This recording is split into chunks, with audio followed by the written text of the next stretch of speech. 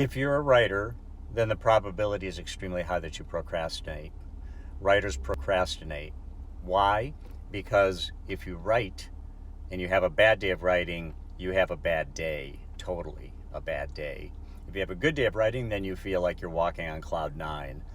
But the act of actually sitting down and getting going is really difficult for almost all writers. So what do? We procrastinate. We find other things that we need to get done before we can get to the writing, and then we never get to the writing. So I had a guest on the Novelist Spotlight podcast months ago. It was actually probably 2 years ago, and he had a solution to this. He wrote a novel, and his name and his novel appear in the episode notes below. His solution was that he committed to writing one word per day. I know that sounds a little bit silly, but all he had to do was commit to that one word a day.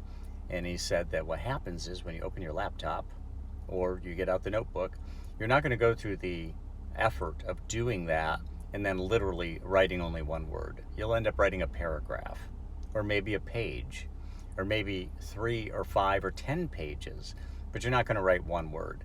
He did say one day, just to keep his commitment, he was exhausted and decided he was going to keep his commitment. He opened his laptop up. He literally wrote one word. That was the only time that ever happened.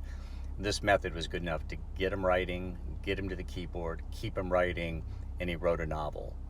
And that novel, again, appears in the episode notes below, along with the author's name and which episode of the Novelist Spotlight podcast he appears on if you would like to hear this method in his own words.